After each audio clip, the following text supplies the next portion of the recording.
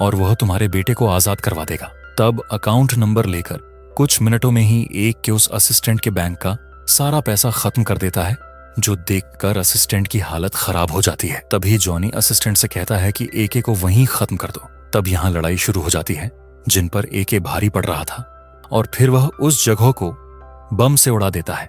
लेकिन बैंक के लॉकर्स अभी भी बचे हुए थे और एके ने उस सभी लॉकर में बम लगा रखे थे। तब यह देखकर जॉनी की हालत खराब हो जाती है और वह एके से कहता है, अगर तूने लॉकर्स को कुछ भी करा तो पापलो मुझे मार देगा। तुझे तेरा बेटा चाहिए ना, मैं अपनी जान पर खेलकर तेरे बेटे को लेकर आऊंगा। अब यह सारी बातें इन दोनों के बीच वीडियो कॉल के जरिए हो रही थी और यहाँ जॉनी को पता लग गया था कि एक के कितना खतरनाक आदमी है। फिर एक के पूछता है कि ये बता कि तूने मेरे बेटे को फंसाया क्यों? मेरे बेटे से तेरी क्या दुश्मनी है? और मैं ये भी जानता हूं कि तू एक नहीं दो है। और यहाँ पर एक बहुत बड़ा ट्विस्ट रिवील होता है। दरअसल जॉनी का एक दूसरा भाई भी था और यह दोनों भाई जुड़वा थे। जॉनी के दूसरे भाई का नाम जेमी होता है, जो कि काफी फिजियो टाइप का आदमी था। वह मारने से पहले किसी के बारे में नहीं सोचता था, लेकिन जेमी तो कभी किसी के सामने आया ही नहीं।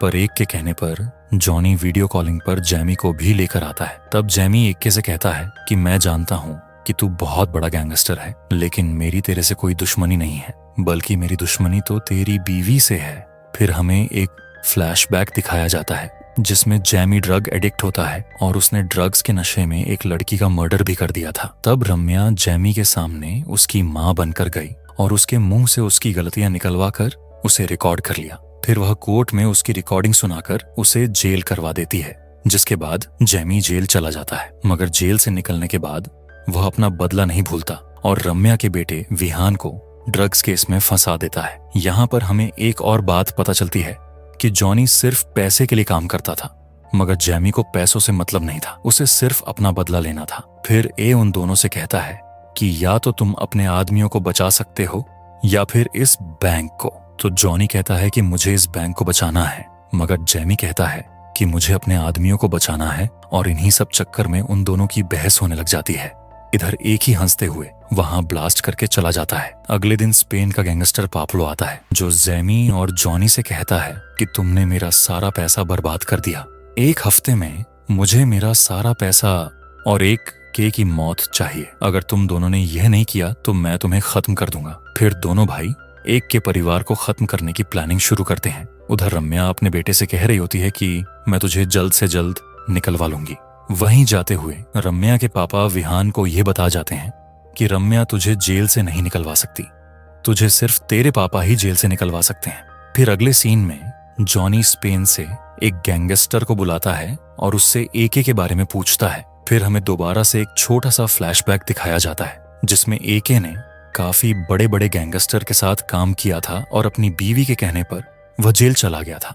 फिर 17 साल बाद वो गैंगस्टर वाली लाइफ छोड़कर अपने बेटे से मिलने आया था, लेकिन जॉनी ने उसके बेटे को किडनैप कर सब गेम बिगाड़ दिया है। तब वह गैंगस्टर जॉनी को एक ही सलाह देता है कि तुम एक के से माफी मांग लो और उसके बच्चे को जेल से निकलवा दो। दूसरी तरफ विहान के ड्रग्स केस के साथ उसके ऊपर नित्या का मर्डर केस भी जोड़ दिया जाता है और अब मर्डर का केस लगते ही उसे नॉर्मल जेल से सेंट्रल जेल में शिफ्ट किया जाता है। तब जेमी अपनी गैंग को बुलाकर कहता है, जब विहान को दूसरी जेल में शिफ्ट किया जाएगा तो तुम रास्ते में उसे खत्म कर देना।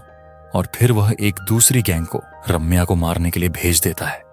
वहीं जॉनी एके को फोन करके कहता है कि कल तेरे बेटे और तेरी बीवी दोनों की मौत होनी तय है।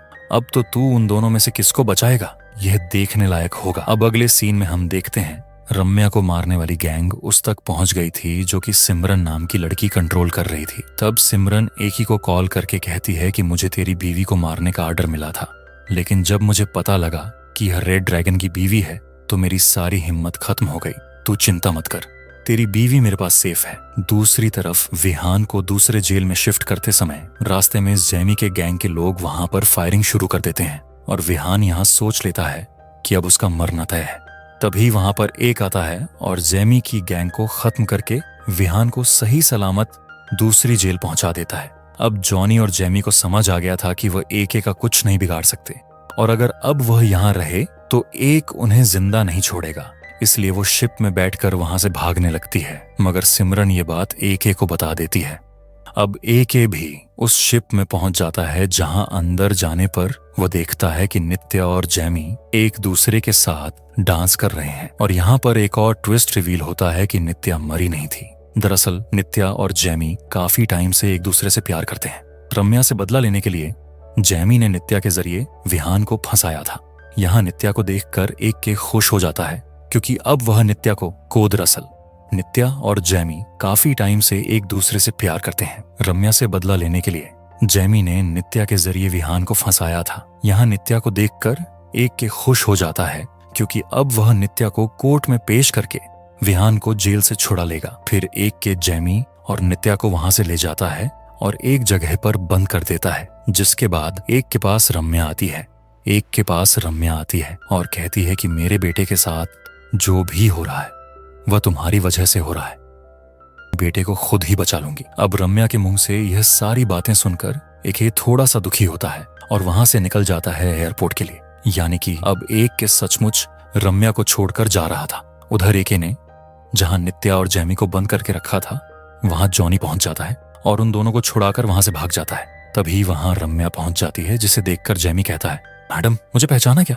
मैं वही जिसकी बातें रिकॉर्ड करके तूने कोर्ट में दे दी थी। जैमी रम्या को शूट करने वाला ही होता है। तभी वहां रम्या का भाई आ जाता है और वह गोली रम्या के शोल्डर पर जाकर लगती है। यह सब होने के बाद नित्या, जैमी और जॉनी वहां से भागने लगते हैं। तभी नित्या और जैमी बिल्डिंग से नीचे गिर जाते हैं। तब जॉनी उन्हें पकड़ लेता है, पर जॉनी उन दोनों के वजन को नहीं उठा पा रहा था। इसीलिए जैमी को बचाने के लिए जॉनी नित्या को गोली मार देता है और नित्या पानी में गिर जाती है। दूसरी तरफ रम्या हॉस्पिटल में होती है, जो कि एक ही को फोन करके कहती है, मुझसे बहुत बड़ी गलती हो गई है। तुम अपने बेटे के लिए एके बने थे, लेकिन अब दोबारा से तुम्हें अपने बेटे के लिए रेड ड्रैगन बनना होगा। उधर जैमी और जॉनी कार से कहीं जा रहे होते हैं और विहान को जेल में मारने का प्लान बनाते हैं। तभी उनकी कार का पीछा एक करने लग जाता है और उन दोनों को कार से निकालकर काफी बुरी तरीके से मारता है। अब एके उन दोनों को खत्म करने वाला ही होता है कि तभी पापलो एके को मारने के लिए अपनी गैंग भेज देता है। तब गैंग एके को घेर लेती है और एके अपनी कार में जाकर बैठ जाता है। फिर एके अपनी कार का एक बटन दबाता है, जिससे उसकी कार में से काफी सारे वेपन निकल जाते हैं और वह उन लोगों पर फायरिंग करके पूरी गैंग को खत्म कर देता है